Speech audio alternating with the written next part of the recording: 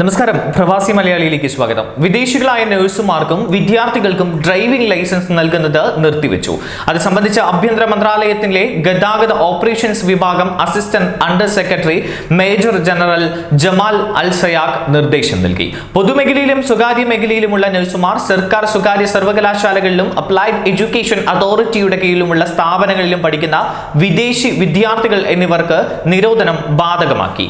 സ്വദേശി പൗരന്മാരുടെ വിദേശികളായ ജീവിത പങ്കാളി, മക്കൾ, വിധവകൾ, വിവാഹമോചിതർ എന്നിവരെ ഈ പട്ടികയിൽ ഉൾപ്പെടുത്തിയിട്ടില്ല. ബിദൂനികൾക്കും നിരോധനമില്ല. അതേസമയം കുവൈറ്റിലേക്ക് നേരിട്ടുള്ള പ്രവേശന വിലക്ക് നിലനിൽക്കുന്നതിനിടയിൽ ഇന്ത്യയിൽ കുടുങ്ങിയ 116 ഇന്ത്യൻ നഴ്സുമാരെ കുവൈറ്റിൽ മടക്കിക്കൊണ്ടുവന്നു. കുവൈറ്റ് ആരോഗ്യമന്ത്രി ഡോക്ടർ ബാസിൽ അൽ സബഹാന്റെ പ്രത്യേക നിർദ്ദേശപ്രകാരമാണ് ആരോഗ്യ മന്ത്രാലയം അണ്ടർ സെക്രട്ടറി ഡോക്ടർ മുസ്തഫ അൽ റിദ, മെഡിക്കൽ വിഭാഗം അണ്ടർ സെക്രട്ടറി ഡോക്ടർ മുഹമ്മദ് അൽ ഷത്തി എന്നിവരുടെ നേതൃത്വത്തിൽ ഇന്ത്യയിൽ നിന്ന് നഴ്സുമാരെ മടക്കിക്കൊണ്ടുവരുന്നതിനുള്ള നടപടികൾ സ്വീകരിച്ചത്. കുവൈറ്റിലെത്തിയ നഴ്സുമാരുടെ സംഘത്തെ ആരോഗ്യ മന്ത്രാലയം പൊതുജന വിഭാഗം സ്വീകരിച്ചു. നഴ്സുമാരുടെ ശ്രവം പരിശോധനയ്ക്ക് അയച്ച ശേഷം ഹോം ക്വാറന്റൈനിന് വിധേയരാക്കി. വരും ദിവസങ്ങളിൽ കൂടുതൽ നഴ്സുമാരെ മടക്കി കൊണ്ടുവരുന്നതിനുള്ള നടപടികൾ ആരോഗ്യ മന്ത്രാലയത്തിലെ ബന്ധപ്പെട്ട വിഭാഗത്തിൽ പുരോഗമിക്കുന്നതായും റിപ്പോർട്ടുണ്ട്.